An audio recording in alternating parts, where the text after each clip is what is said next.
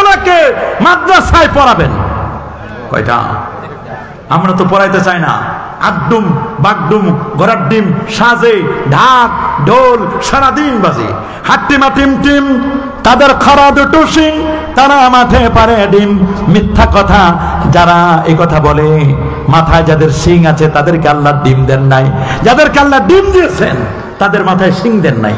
সিং আছে তো ডিম নাই, ডিম আছে তো সিং নাই। কথা বলেন না?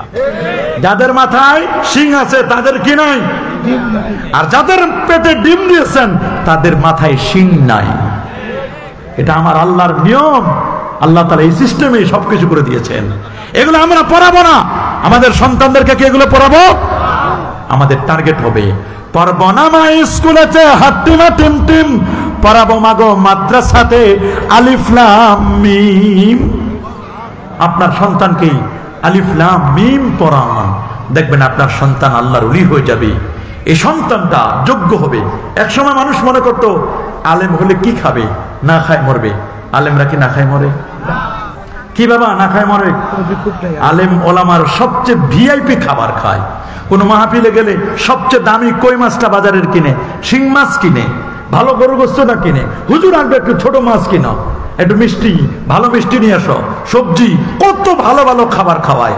কোন আলেম ওলামা সে ওয়াজ করুক আর নাই করুক, হয় মাদ্রাসায় চাকরি করে, না হলে মুয়াজ্জিনগিরি, না হয় মাদ্রাসার শিক্ষক, কথা বলে, না হলে প্রাইভেট পড়ায়, না হলে একটা মসজিদের খেদমত করে, কোনো না কোনো কাজে আসেই।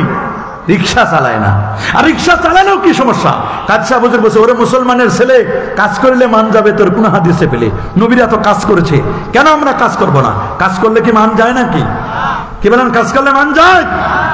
বাবা কাজ করলে মান যায় না। আজকে মুসলমান আমরা অনেকের বিশ্বাস বপন করছি, আমাদের ঐক্যবদ্ধ হতে হবে, ঠিক কিনা বলেন?